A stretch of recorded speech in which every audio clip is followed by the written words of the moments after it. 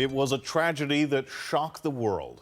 Exactly a century ago tonight, the ship that was called Unsinkable started taking on water in the North Atlantic on her maiden voyage. The Titanic had just turned southwest around the bottom of the Grand Banks to head towards New York. It was nearly midnight aboard the ship when it hit the iceberg. 2.5 hours later, the Titanic sank to the ocean floor, and there it remains to this day, 3,700 meters below the surface. There are many ceremonies marking tonight's anniversary, including at the Titanic's final location. The CBC's David Common is on the cruise ship Azamara Journey. David, tell us where the ship is exactly right now. This Titanic anniversary cruise, Kim, is right now in the immediate vicinity of the sinking, of the wreck, indeed, of Titanic. We actually passed over the site a couple of hours ago. We have turned around.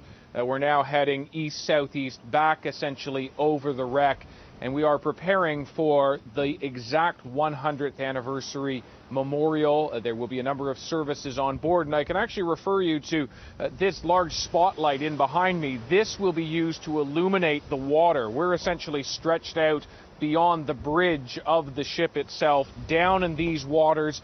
A few hours from now, there will be a wreath that will be thrown off by the captain and the chief engineer in honor of all those who went down, 1,500 plus on board Titanic. Now, there will be a number of ceremonies on board preceding that, some indoors. It is a relatively nice night out considering the unpredictable weather that you can have in the North Atlantic, and that is precisely where we are, in the North Atlantic, in the same waters where Titanic hit that iceberg 100 years ago, nearly exactly at this point, where her lifeboats were put out. These were the waters that about 700 people were rescued from. These were the waters that tonight, in the pitch black, one can get a sense, a tiny sense, of what people were left with once that great ship went down.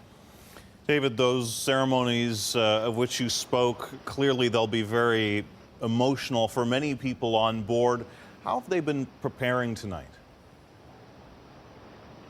We have already seen this evening a mock-up, a replication, if you will, of the distress signal sent from Titanic at these exact coordinates all the way back to Cape Race, which of course is in Newfoundland. That was the first point to receive the distress signal, marking it all down. We've seen the transcripts of that. We've seen the Morse code demonstration directly from here, that SOS that we're all familiar with.